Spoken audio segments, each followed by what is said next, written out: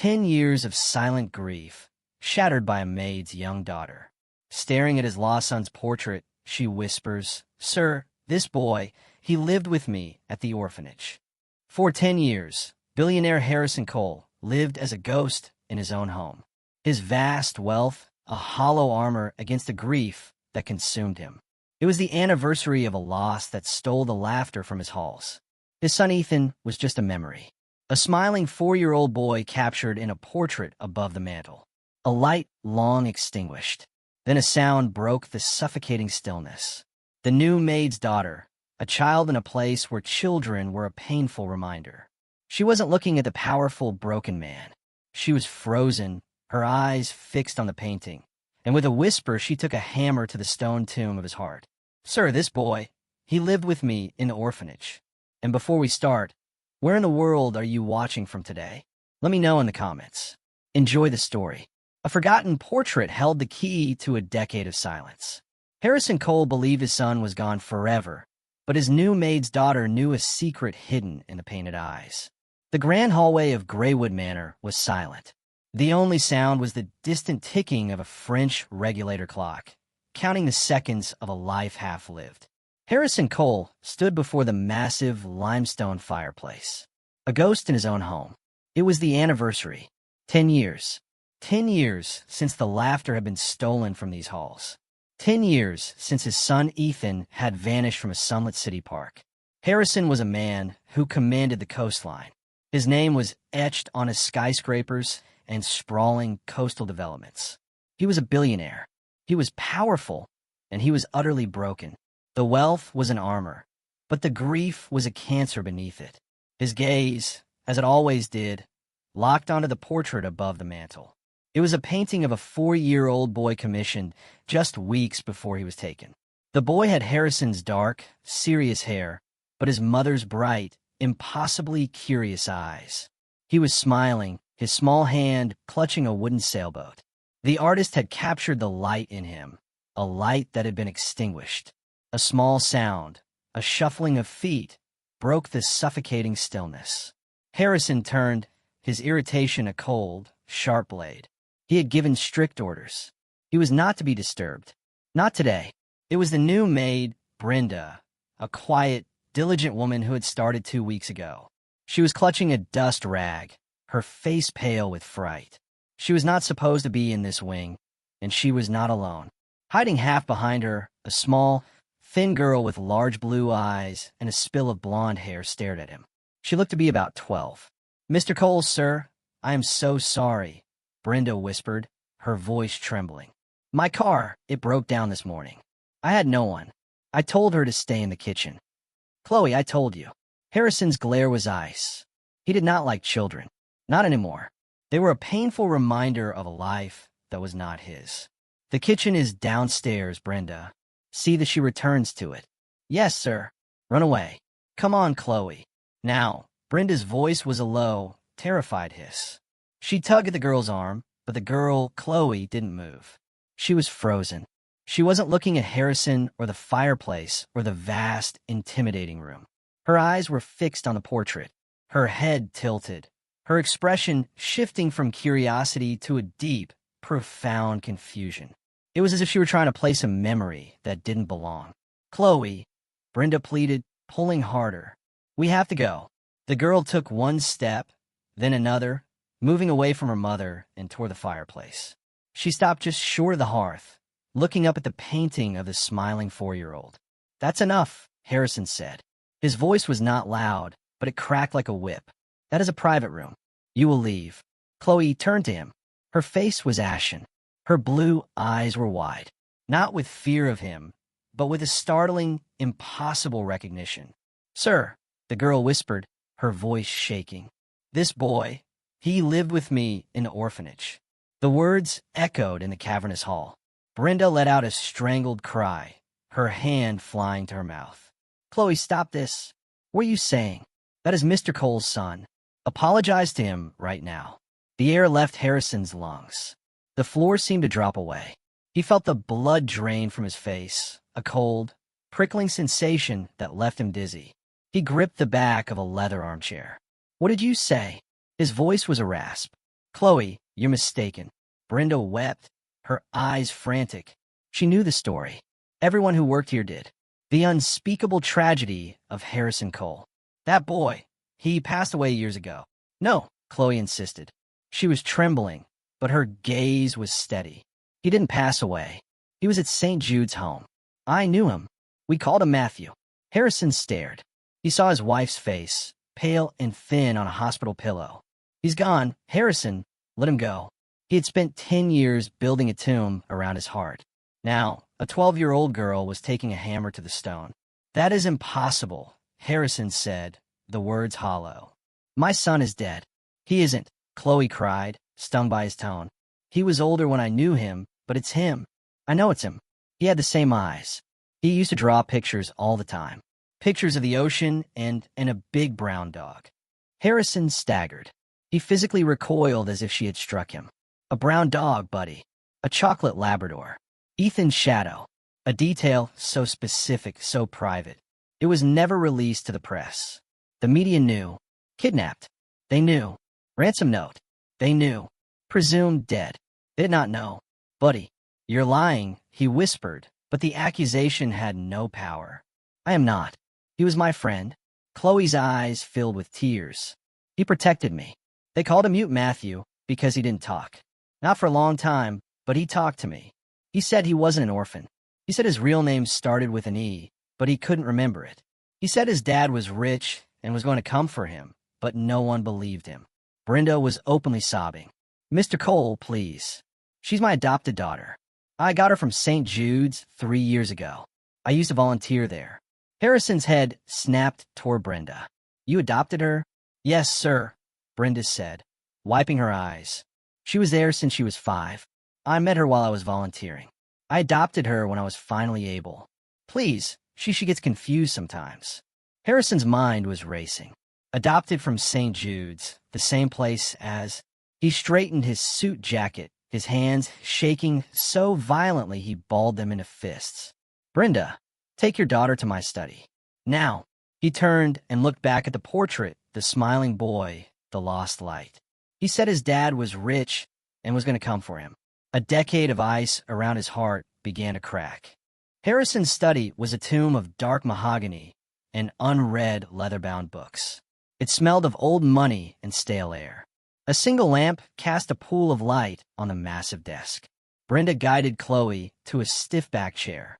Chloe sat on the edge, her feet not touching the rug. Brenda stood by the door, twisting a dust rag, her eyes darting between her daughter and employer. Harrison Cole did not sit. He stood by the cold, unlit fireplace, his back to them for a long moment. He was trying to breathe. 10 years. 10 years of ghosts. 10 years of slamming doors on hope, because hope was a poison. It was the thing that had destroyed his wife. Eleanor had chased every lead, visited every psychic, paid every fraud who promised a vision. It had hollowed her out until she was nothing but a fragile whisper. And then silence. Harrison had chosen a different path. He had entombed his grief. He had accepted the unacceptance. And now, this child, this 12-year-old girl with eyes as blue and clear as a winter sky. He turned, his face a mask of control. Start from the beginning. Don't leave anything out. Chloe swallowed. The room was so quiet she could hear the heavy tick-tock of the grandfather clock in the hall. I was 5 when I went to St. Jude's, Chloe began, her voice small. I don't remember my birth parents. Mama Brenda. She's the only mom I've ever really had. I met her when she was a volunteer. She adopted me 3 years ago. But before that, I was at St. Jude's. And the boy, Harrison said, his voice flat. Tell me about the boy. They called him Matthew, Chloe said. He was already there when I got there. He was in the older boys' dorm. I think he was maybe 9 or 10 then. He was really quiet. The nuns called him Mute Matthew because he didn't talk. Not for a long, long time. Harrison's heart hammered against his ribs. Ethan had been a talkative, bright, noisy child. Mute Matthew. What trauma could do that to a boy? He would just sit by the window in the recreation room. Chloe continued, her gaze distant, lost in the memory. He would draw. He drew all the time. He drew on scrap paper, on napkins, once on the wall. And Sister Agnes was so mad. But he was good. He drew houses, big houses, and the ocean. Harrison's breath hitched. The beach house. And he drew dogs, Chloe said, her voice dropping. A big brown dog. He told me. After he started talking, he told me. What? Harrison's voice was sharp. What did he tell you? He told me he missed his dog. He said his name was Buddy. Brenda let out a small sob and covered her mouth. Harrison felt his knees weaken. Buddy. It was true. A detail so small, so private. He said Buddy loved to run on the beach, Chloe added, and chase seagulls. He said the dog would bark and bark, but the birds were too fast. It was a perfect memory, a snapshot from a life that was stolen. Harrison remembered it. A sunny afternoon at the coast house. Ethan just turned 4, laughing hysterically as Buddy chased a flock of gulls at the water's edge. Ow! Harrison struggled to speak. How do you know this boy, Matthew, is the boy in the painting? His eyes, Chloe said simply. I never forget eyes and in this. She reached into the pocket of her simple dress and pulled out a small folded piece of paper. It was old, the creases worn through. It was a child's drawing. She handed it to him. Harrison's hand was shaking so badly he could barely take it. He unfolded it. It was a crude drawing done in crayon. A stick figure of a small girl with yellow hair holding hands with a taller stick figure boy. Above them, a large, poorly drawn dog with brown scribbles. He gave it to me, Chloe whispered. I was crying because one of the older boys, Dennis, he tried to take my locket. She touched a thin silver chain around her neck. Harrison's eyes followed the movement. Where did you get that? He asked. My grandpa, Chloe said, her chin lifting with a bit of pride. Mama's dad, Captain Elias Reed. He's a war veteran. He came with Mama to volunteer at St. Jude's one day. He met me. He said I was a brave soldier. He gave me this locket and told me to never forget it. Brenda spoke, her voice shaky. My father, he saw something in her. He told me, that one's a fighter, Brenda. That's when I knew I had to adopt her. It took me almost a year after that to get the paperwork through. Harrison nodded. Elias Reed. He knew that name. A decorated local hero. A man known for his rigid honesty and unbendable will. This was not a family of liars. Matthew gave me the drawing, Chloe continued, looking back at the paper in Harrison's hand. He didn't say anything to Dennis. He just stood in front of me. He stared at him. He didn't even look mad. He just looked like my grandpa does sometimes. Dennis got scared and gave my locket back. Matthew gave me this drawing after. He said it was so I would remember I had a protector. Harrison stared at the drawing. A protector? His son who he had failed to protect. You said Brenda adopted you 3 years ago, Harrison said, his mind working. What happened to Matthew? He ran away, Chloe said softly. It was about a week before Mama came to get me. So yes, about 3 years ago. He was getting older. He would have been 13 or 14. He hated it there. He told me he was going to find his real house. He said he remembered a gate, a big black iron gate with a letter on it. Harrison's gaze flew to the window, to the massive, winding driveway and the wrought iron gates at the entrance. The gates that bore a single stylized C for coal. He told me he was going to find his dad, Chloe said, her eyes filling with tears. And then he was gone. The nuns said he ran away. I never saw him again. Harrison felt a surge of rage, so powerful, almost knocked him off his feet. Rage at the kidnappers, at the police, at the world, and at this orphanage. St. Jude's home, Harrison said, his voice low and dangerous. Where is it? He was already moving to his desk, grabbing his phone. He would call his head of security, David. He would call the police commissioner. Sir, Brenda said, her voice shaking with fear. That's the other thing. Chloe looked at the floor. You can't go there, sir. It's gone. Gone? What do you mean gone? It burned down, Chloe whispered. About a week after Matthew ran away. It was a big fire. Everything was gone. The records, the rooms, everything. That's why Mama came to get me so fast. The county was moving all us kids. She filed the adoption papers just in time. The room was silent again. But this was not the silence of grief. It was the silence of a conspiracy. A boy who knows too much runs away. A week later, the entire orphanage, all the records, all the proof of his existence burns to the ground. It wasn't a tragedy. It was a cleanup. Harrison looked at Chloe. She was just a child, but she wasn't just a maid's daughter anymore. She was the only living link to his son. Brenda, Harrison said, his voice cold and clear. You and your daughter will not be returning to the staff quarters. You will move into the East guest wing tonight. Brenda's eyes went wide. Sir, I don't understand. You're not my maid anymore, Harrison said. He looked at Chloe, at the worn-out drawing still clutched in his hand. You are under my protection, and you, he said to Chloe, are going to help me find my son. The command was so absolute. Brenda could only nod, her hand clutching Chloe's shoulder. Mr. Cole, you don't have to, she started. This is not a request, Brenda. It is a necessity. Harrison's voice was flat, cutting off her protest. If what your daughter says is true, and I am beginning to believe it is, then she is the only person alive who can identify my son. That makes her a target. The color drained from Brenda's face. She hadn't thought of that. Harrison saw a threat, a loose end in a 10-year-old plot. The fire, Harrison said, his mind working like a cold engine. Tell me about the fire. It was on the news, Brenda said, trying to remember. They said it was an accident. Old wiring. It was the main building, the administration offices. It happened very late at night. The offices, Harrison repeated. Not the dormitories. Chloe shook her head. No, sir. We were safe. But Sister Agnes, the head nun, she was crying so hard the next day. She kept saying, it's all gone. 30 years of history. The record's all gone.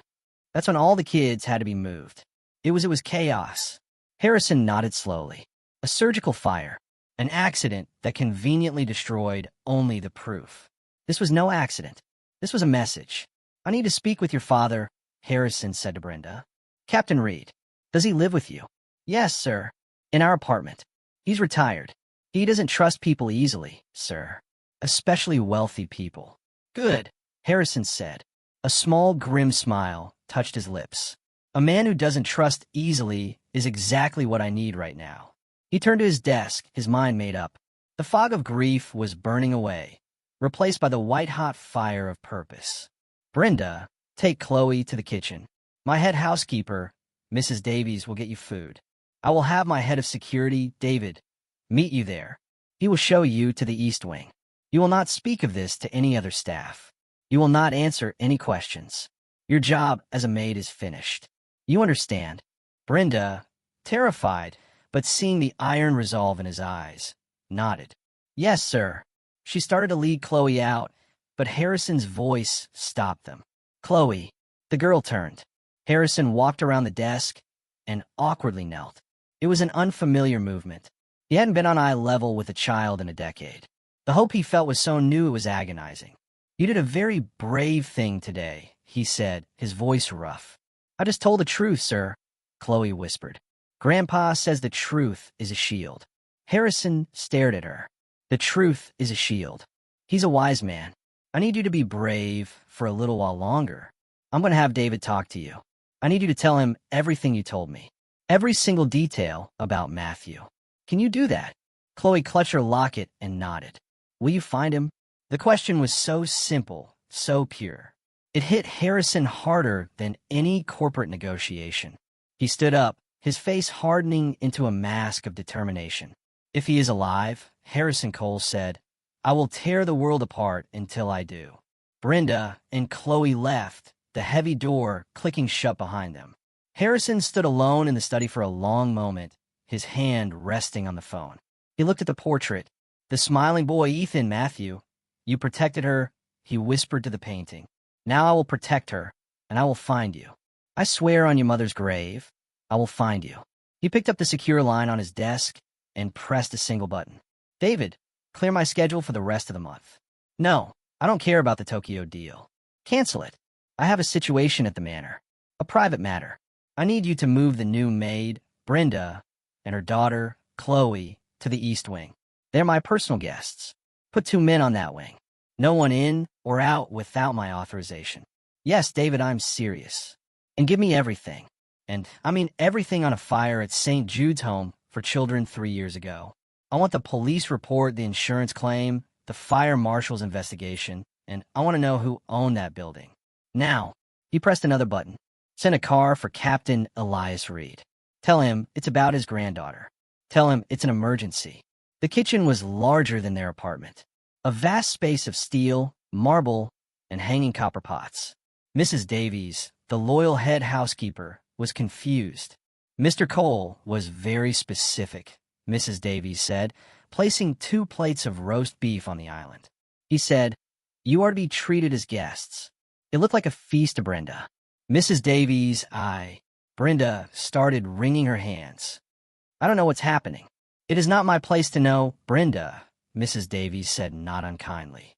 "And it is not yours to question. Eat. You both look like you've seen a ghost." Chloe, who had been silent, looked up at that. "Maybe we did," she whispered. Before Mrs. Davies could reply, a man entered. He wore a dark suit, his eyes missing nothing. He had a quiet, dangerous calm. "My name is David. I'm Mr. Cole's head of security. If you'll come with me, I'll show you to your suite." My father.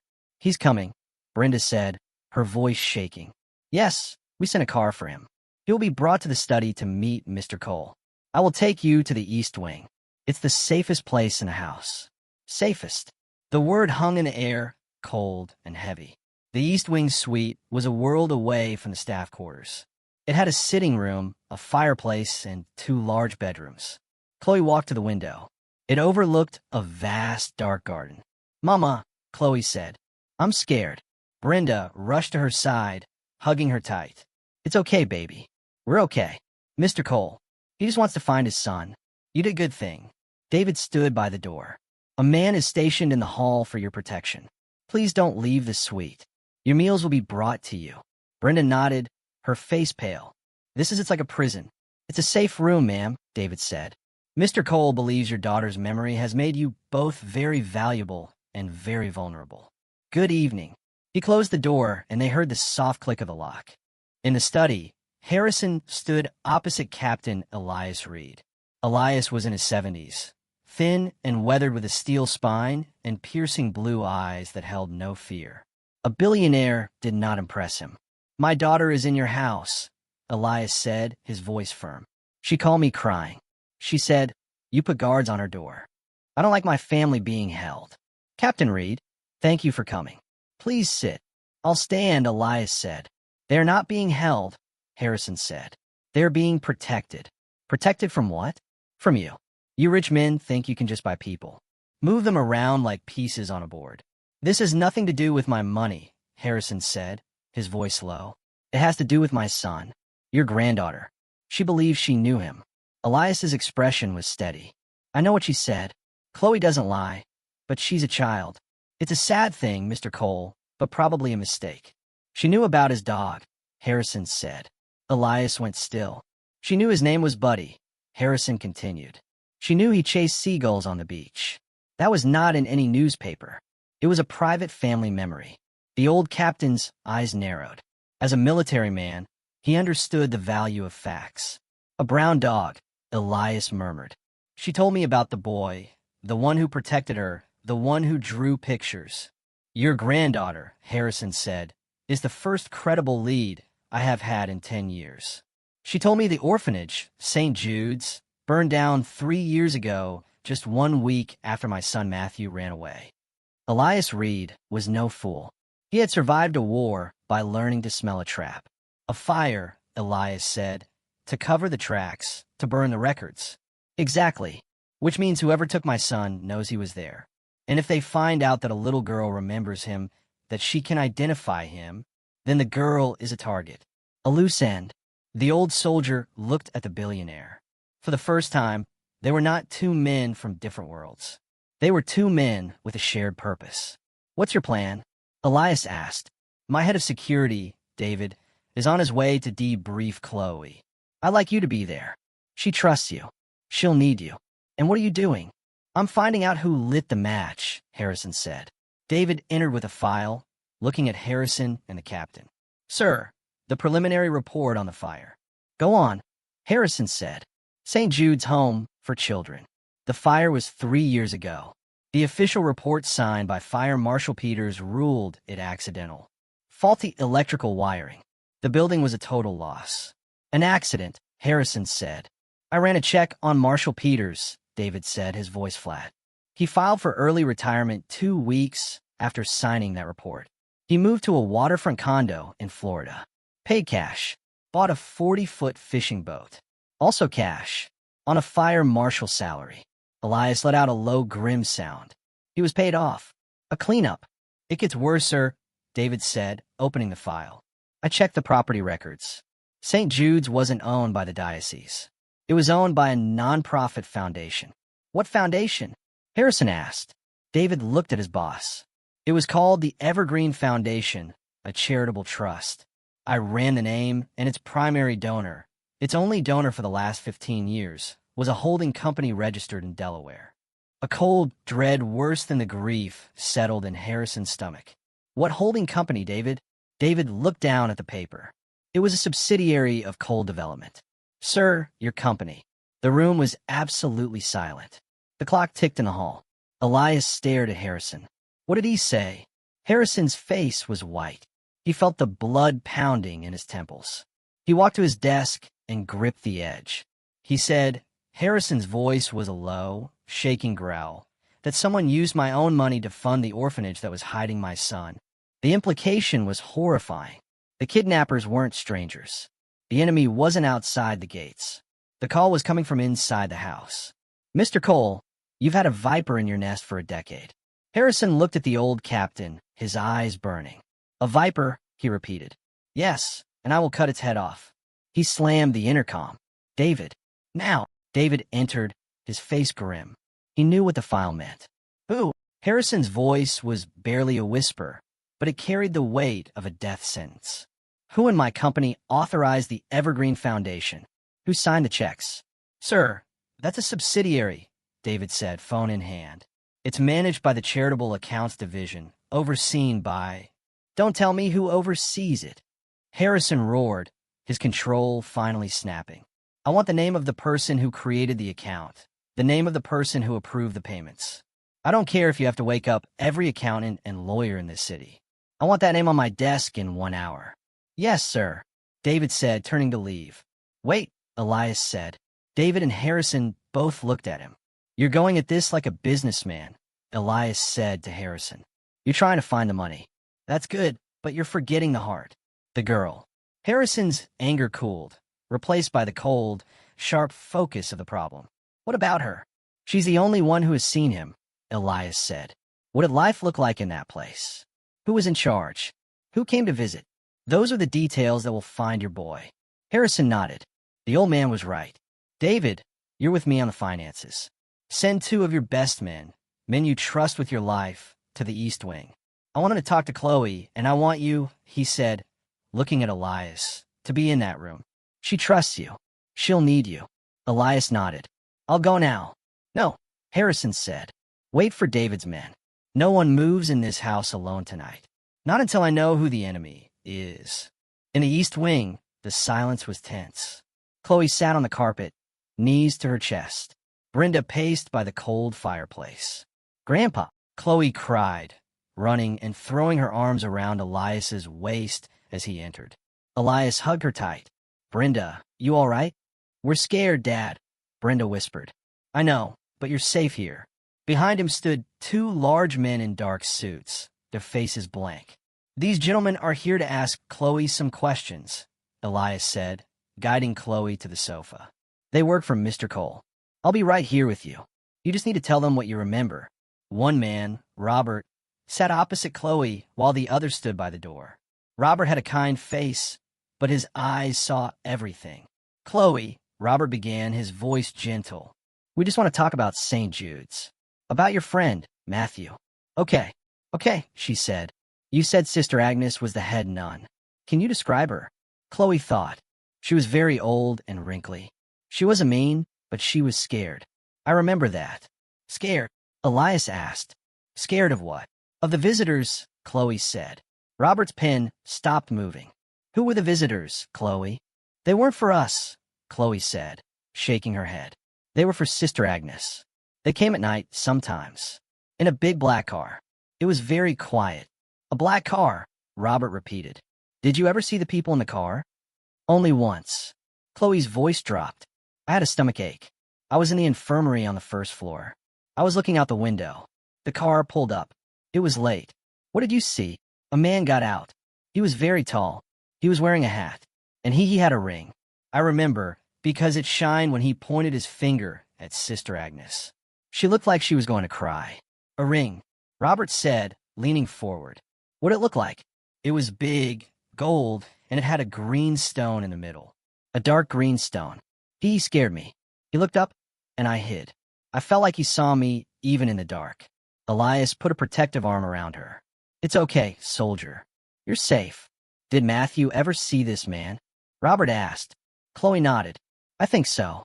That's why he was scared. We talked about them. He said they were liars. He said Sister Agnes was a liar. He said they pretend to be good, but they're monsters. That's what he said. Did Matthew ever say anything else about his home? Robert asked. Just the dog in the ocean and the gate with the letter C, Chloe said. And his mother. He told me he missed his mother. He said she smelled like flowers. Back in the study, Harrison was pacing. The 1-hour deadline had passed. It was now 10 p.m. The secure line on his desk buzzed. He snatched it. David, tell me. I have the name, sir. The Evergreen Foundation was chartered 15 years ago. The funds from our company were routed through 3 different accounts. But the signatory, the man who set it all up and approved the biannual donations, it was Richard Powell. Harrison dropped the phone. It clattered against the desk. Richard Powell, his brother-in-law, his late wife's brother. Uncle Richard, the man who stood by him at Eleanor's funeral, who wept and called Ethan the son he never had. The man who ran the charitable arm of coal development, a position Harrison had given him. He was here, Harrison whispered. He was here this afternoon for the anniversary. 10 years. Harrison, you should let him go. Eleanor would want you to find peace. The man had told him to find peace while he was actively, knowingly hiding his son. The door opened. It was David. He looked at Harrison's face and knew. You heard? Richard. Harrison said the name, tasting like ash. It was Richard. Sir, there's more. The report from the East Wing just came in. Harrison's mind was consumed. What did the girl say? She said a man visited the orphanage. A tall man. He terrified Sister Agnes. He came at night in a black car. She said he wore a ring. Sir, David said, his voice quiet. A large gold ring with a dark green stone. Harrison froze. His eyes drifted to the side table. It was covered in silver-framed photographs. Him and Eleanor, Ethan on the beach, and a picture from the last company gala. Him, Eleanor, and her brother Richard smiling. Harrison picked up the frame. His hand was shaking. He looked at Richard's hand resting on Eleanor's shoulder. On his right pinky finger was a large gold signet ring. The family crest in the center was a dark green square, cut emerald. I'm going to kill him. Harrison whispered. Sir, we have to be smart. This is a 10-year conspiracy. He's a monster. He took your son and destroyed your wife. The fire, Harrison said, his voice hardening. He had the fire marshal paid off. He had access, David said. He had the motive. He always thought you cheated Eleanor. He thought the coal fortune should have been split. So he stole my son, Harrison said. He let my wife die of a broken heart. He let me rot in this house, all for money. And now he knows, David said, his voice low, or he will soon. The new maid and her daughter moved to the East Wing. Guards on their door. You clearing your schedule. He's not stupid, sir. He's a snake. He will know something is wrong. He will know his secret is threatened. Harrison's eyes met David's. Chloe, Harrison said. He's going to go after the girl. The blood in Harrison's veins turned to ice. He had an enemy. He had a name, and that enemy was family. He will go after the girl, Harrison repeated. He won't get to her, sir, David said, his tone flat. The East Wing is locked down. My men are the best I have. But he will try, and he won't be obvious. He knows this house. He knows the staff. He knows me. He knows your habits, David agreed. Today is the anniversary. He expects you to be a wreck. He expects you to be locked in this study drinking. He expects you to be weak. Harrison looked at the portrait of his son. Weak. He had been weak for 10 years. Not anymore. That's your cover, sir, David said. You play the part of the broken man. I will handle the investigation. I need to find Richard's network. The fire marshal was one. Sister Agnes, where is she now? Find her, Harrison ordered, and find out where Richard Powell is right now. David nodded and left. Harrison was alone again. He looked at the silver-framed photograph. Him, Eleanor, and Richard. Richard's hand, resting on his sister's shoulder, wore the heavy green-stoned ring. You sat at my table, Harrison thought, his rage a physical sickness. You drank my wine. You wept at your sister's funeral. You told me to find peace. The private line on his desk buzzed. Our Powell. His heart hammered. The snake was calling. He was checking the trap. Harrison let it ring. Once, twice, he took a deep, shuddering breath. He closed his eyes, summoning the ghost of his grief, using it as a shield. He picked up the receiver. Richard, he said. His voice was gravelly, thick with exhaustion. A perfect performance. Harrison, thank God. I was just checking on you. Richard's voice was smooth. Oily, practiced sympathy. A difficult day, I know. I wasn't sure if I should call. Liar. You're fishing. It's fine, Richard, Harrison mumbled. Just another year. You know. I know. I know. A pause. Listen, I'm glad I caught you. Bob Henderson heard you canceled the Tokyo trip. Is everything all right? You're not ill, are you? There it was. The hook. He knew Harrison had changed his routine. Harrison forced a long, weary sigh. I'm just tired, Richard. Tired of all of it. I just didn't have it in me. Not today. Another pause. Richard was processing this. It sounded plausible. Of course, Richard said, his voice dripping with false concern. I understand completely. That's why I'm calling. Why don't I come over? We can have a drink. Just the two of us. For Eleanor. For the boy. Harrison's hand tightened on the receiver. Come over. He wanted to see the house. He wanted to know what was different. No. Harrison said it too quickly. He softened his tone. No, Richard. I appreciate it, but I'm turning in. I just want to be alone. Are you sure, Harrison? I'm only 10 minutes away. I'm sure, Harrison said, his voice firm but weary. Thank you, Richard. Good night. He hung up. He was shaking, not with fear, but with rage. He didn't believe me, Harrison said to the empty room. He's coming. He buzzed David on the intercom. He's on his way. Powell. He's coming to the house. He suspects something. Let him come, sir. David's voice replied, calm and cold. The guards in the East Wing are dressed as maintenance. He won't see anything, but the perimeter team is active. We'll track him when he leaves. Just play the part. Be the grieving widower. In the East Wing, Elias Reed turned to his daughter and granddaughter, his face grim. Brenda, the girl isn't just a witness. She's a soldier in this. She just fired the first shot. Now we need to give her the rest of her ammunition. He sat down on the sofa next to Chloe. Chloe, you did well with those men, but I want you to think not about the scary things. I want you to think about Matthew. I do, Grandpa. I know, but think harder. You remember details. You said he drew pictures of the ocean. Did he ever say where? Chloe frowned. He said the house on the water. He said his mama loved it. He said there were white chairs on the porch and a bird. A bird? Elias asked. A wooden bird on a pole. It spun in the wind. A white one. He said his dad put it there. He said he could see it from his bedroom window. He said it made him feel safe. Elias's eyes widened. Brenda, does Mr. Cole have a beach house? I think so, Dad. It's in the file. We need to tell Mr. Cole, Elias said. That's real intelligence. Just then, Chloe gasped, her hand flying her locket. What is it, Chloe? Brenda asked. The name, she whispered. I remember something else. Matthew. He wasn't just Matthew. He told me his name was Matthew Ethan. He told me why. Her eyes grew wide with an old fear. Why, honey? Because of the man with the ring. Chloe said, trembling. Matthew was hiding under a bed. The man was yelling at Sister Agnes. He called him. He called him Uncle. And he told her, you will call him Matthew. Ethan is gone. Ethan Cole is dead and buried. Do you understand me? And Sister Agnes, she cried and said yes. Elias Reed closed his eyes. The final piece. Uncle, we have to call Mr. Cole, Brenda said. No, Elias said. The phones could be. I'll tell the guard. He can relay the message. Stay here. Lock the door behind me. Downstairs. The front doorbell rang. The sound echoed in the foyer. Mrs. Davies, her face pale, went to answer it. Harrison stood in the deep shadow of the main staircase, his heart a cold stone. The heavy oak door swung open. Richard Powell stood on the step, a sad smile on his face. He held a bottle of expensive whiskey. "Richard, sir," Mrs. Davies stammered. "Mr. Cole said he was retiring." "Nonsense, Davies," Richard said, stepping past her, his eyes scanning the space. "He needs family on a night like this." He walked into the hall. It was quiet, too quiet. "Harrison," he called out.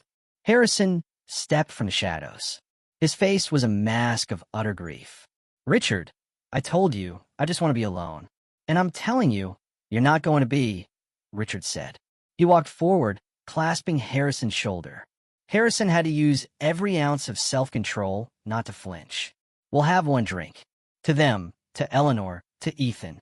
Richard's eyes were busy scanning the hallways, looking for anything out of place. He saw nothing. "Fine," Harrison said, his voice a broken whisper. He turned toward the study. "One drink." As they walked, Richard glanced toward the east wing. "Place seems dead tonight," Richard said casually. "Gave the staff the night off?" "Something like that," Harrison murmured, pushing open the study door. "It's good to be alone, but not too alone," Richard said, following him in. Harrison moved to the crystal decanters. "What are you?" "Oh, you brought your own." "Only the best," Richard said, setting the bottle on Harrison's massive desk. As he did, his eyes landed on the small, folded crayon drawing. Harrison's heart stopped. He had left it out. A stupid, careless mistake. Richard reached for it. "What's this?" "A child's." "Don't." Harrison snapped. The word was too sharp. Richard froze, his hand hovering over the paper. He slowly turned his head, his polite mask on. He looked at Harrison. Harrison realized his mistake. He closed his eyes, faking a wave of pain. It's just an old thing. One of Ethan's. I found it in a box today. Please, Richard, just leave it." Richard's eyes narrowed. He looked at the drawing. A blonde girl, a taller boy, a brown dog. He didn't remember Ethan knowing any blonde girls. "Of course," Richard said slowly, pulling his hand back. He forced the smile to return, but his eyes were cold. "Dad, of course. My apologies." An old memory. He knew. He didn't know what he knew, but he knew something was wrong. He knew that drawing was a lie, and he knew Harrison was lying to him. The snake was in the room, and it was rattled. The air in the study was thick. "An old memory," Richard repeated. He moved toward the fireplace, his eyes landing on Ethan's portrait. He was a beautiful boy, Harrison, so much like Eleanor. It's a blessing she's not here to see this. This emptiness. It was a deliberate jab. He was testing Harrison's grief.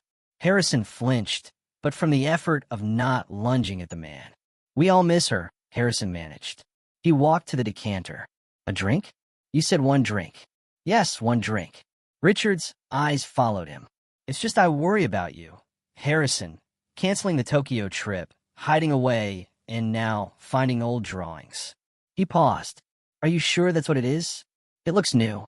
The crayon is fresh." Harrison's blood ran cold. He was a father, not a detective. "It was in a box," Harrison said, his voice flat, with his other things. "I don't care." He poured 2 glasses of whiskey, his hand visibly shaking. He let it shake. He needed to be the wreck. He handed a glass to Richard. Their fingers almost touched. Richard's hand was warm, the hand that wore the greenstone ring. "To Eleanor," Richard said, raising his glass. "And to Ethan, may they finally be at peace." Harrison could not speak. He could not drink. He raised the glass to his lips, but the whiskey smelled like poison. He put the glass down untouched. "I can't," Harrison whispered, turning away. "I'm sorry, Richard. You should go. I'm not good company tonight." Richard watched him. He saw the untouched glass, the tremor, the agony. He sighed a long-suffering sound. "You're right. I'm sorry." He put his own glass down on the desk next to the drawing. I pushed. "I'll see myself out." "Thank you," Harrison said, not looking at him. "Get some rest, Harrison," Richard said softly. He walked to the door. He paused. "Oh, by the way, I heard you hired a new maid. Brenda, isn't it? How is she working out?" Harrison's head snapped up. The question was not casual. It was a sniper's bullet. He knew about Brenda. He was connecting the dots. The new maid, the canceled trip, the new/old drawing. Richard's face was a mask of polite inquiry. "She's fine," Harrison said, his voice tight. "Just a maid." Of course, Richard smiled. "It's just I heard she had a daughter, a little blonde girl, about 12, I think." "I'm surprised you'd allow a child in the house, Harrison." After. Well, he knew. He knew everything. "She stays in the kitchen," Harrison said, his voice hardening. "It was an emergency. Her car broke down." "An emergency," Richard repeated. His smile was gone. His eyes were flat, like polished stone. "You always were a soft touch, Harrison. Good night." The door clicked shut. Harrison stood frozen. The front door opened, then closed. He was gone. Harrison lunged for the intercom. "David, he knows. He knows about the girl. He's on the move. I want to tail on him. I want to know where he goes, who he calls, everything." "Go on it, sir." David's voice was ice. "And sir, a message from the East Wing from Elias Reed. It's urgent." "What is it?" "The boy Matthew. He told Chloe his full name was Matthew Ethan. And he said, the man with the ring. He told Sister Agnes to call him Matthew, because Ethan Cole is dead." "Sir," Chloe said the boy heard the man. "He called him Uncle." Harrison gripped the edge of the desk. "Uncle. And there's more," David said. "A location. The beach house." Chloe said. Matthew remembered a white wooden bird that spun in the wind. He could see it from his bedroom. Harrison's gaze shot to a framed photo on the wall. It was the beach house. There on the corner of the porch was a white wooden seagull, a weather vane. "He's there," Harrison whispered. "My son, he's not just a ghost. He's there, sir." "Richard is on the move," David's voice cut in. "His car is heading south toward the coast. He's going to the beach house," Harrison said. "No," Harrison said, his mind racing. "The orphanage fire. That was a cleanup. Matthew ran away before the fire. Richard doesn't know where he was. He still doesn't know. He's not going to the beach house. He's going to find the one other person who knows the truth." "Who?" David asked. "Sister Agnes," Harrison said, his voice lethal. "The head nun, the one who took the bribe. Richard is going to silence her before we can find her." He was already moving, grabbing the keys to his car. "David, find me that nun. I don't care what it takes. Find her before he does. I'm going to the beach house. I'm going to see that white bird for myself." "Sir, you can't go alone. Let me send a team." "No," Harrison roared. "You get the nun. I get the house. We end this tonight." He strode out of the study, past the portrait of the smiling 4-year-old.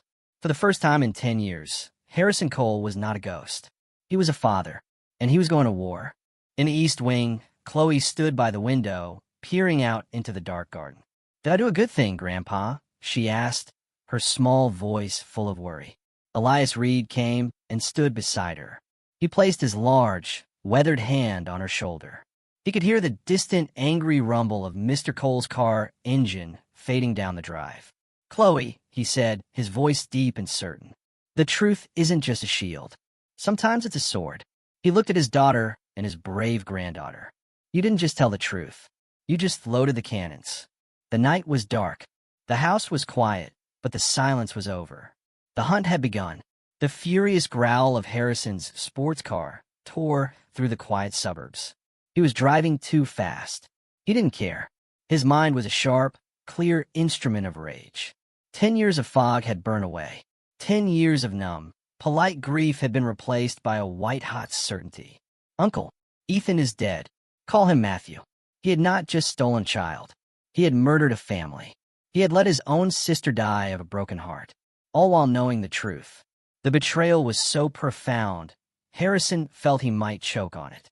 His phone buzzed in the console. He hit the speaker. "David." "Sir, we've got him." David's voice was grim. "Richard is heading east on the old highway. He's heading inland toward the county line. He's going for the nun," Harrison said, his knuckles white on the steering wheel. "Sister Agnes, he's tying up his last loose end." "We're on it," David said. "Her name is Agnes O'Connor. After the fire, she was moved to St. Catherine's Retreat, a nursing home. Richard's checkbook paid for it." "Of course it did." Harrison spat. "He's been paying for her silence for 3 years. He's 10 minutes out from her. We are 5. We'll get her, sir. I promise." What's your status? I'm at the Coast Highway, Harrison said. The smell of salt was in the air. I'm almost there. I have to know, David. I have to see. Be careful, sir. We don't know what you'll find. The line went dead. Harrison turned onto the private gravel lane that led to the beach house. He hadn't been on this road in 10 years. The weeds were high. The gate was rusted. He stopped the car. The house was dark, a silhouette against the moonlit ocean. He got out.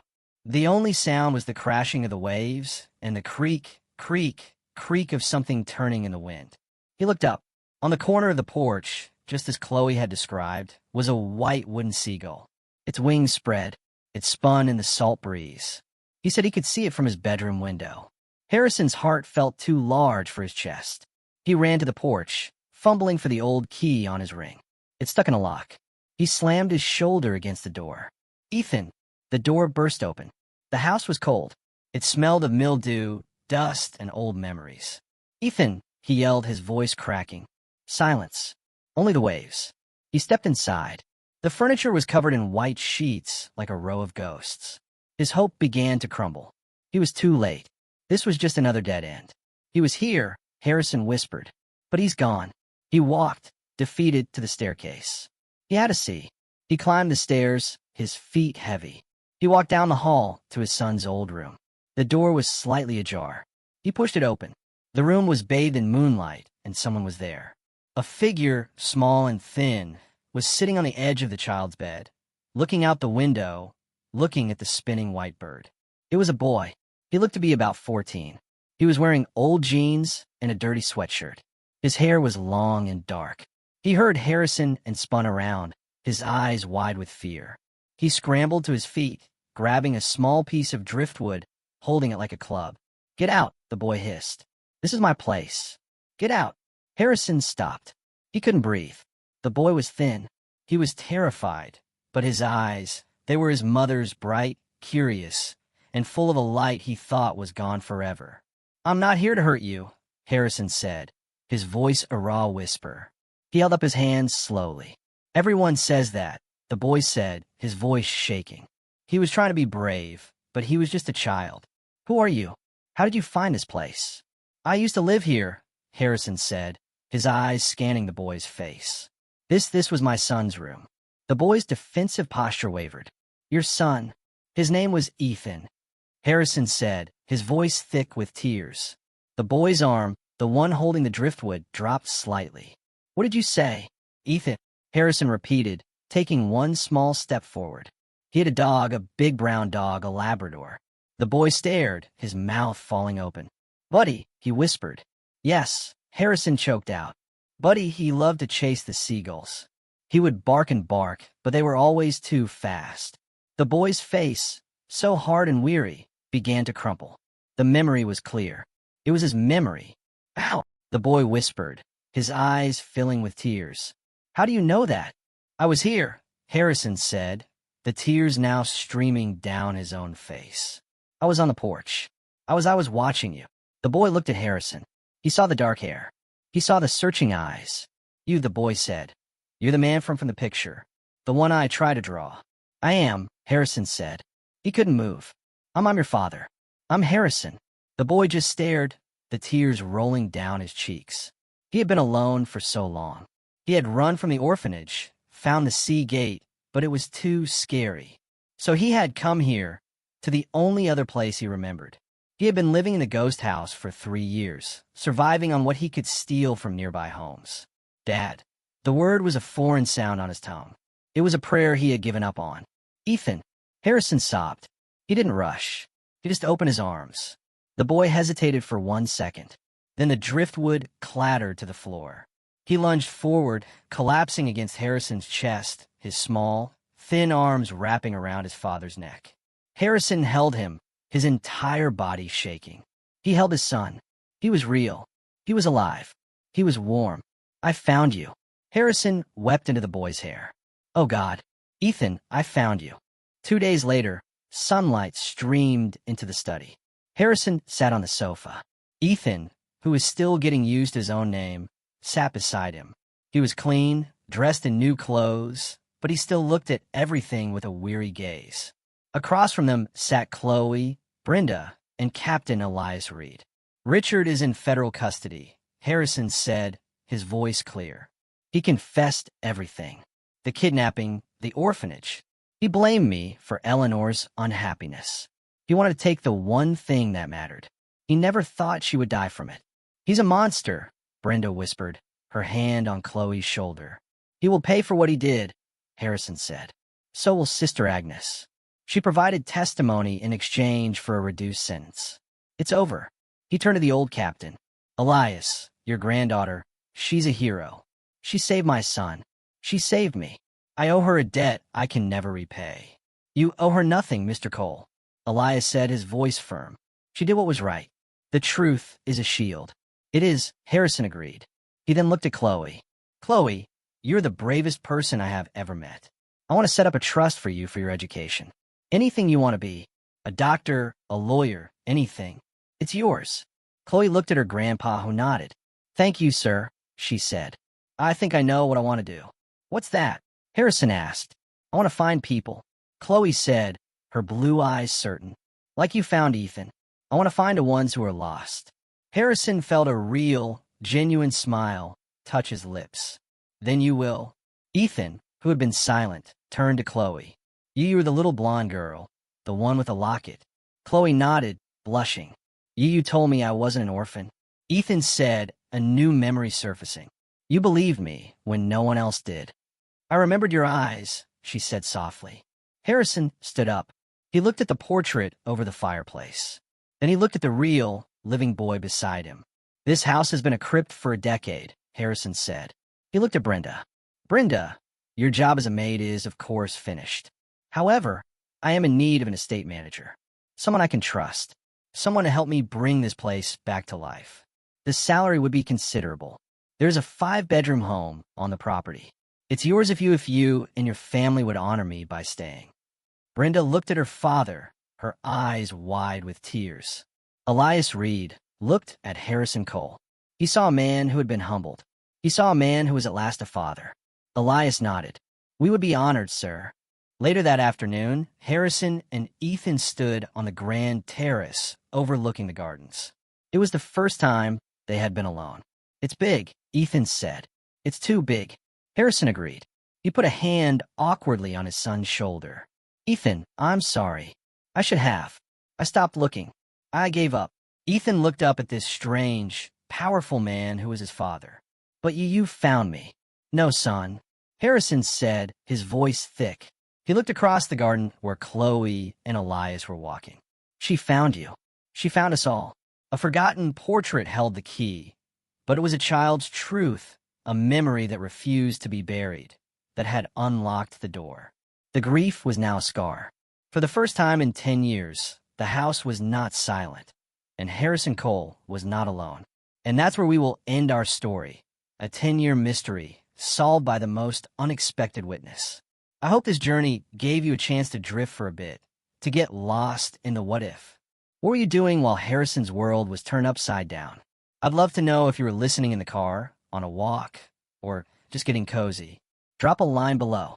I read every comment, and your feedback is vital for us to improve. And if you want to make sure you're here for the next mystery we unravel, hitting like and subscribing makes all the difference. Thanks for spending this time with us.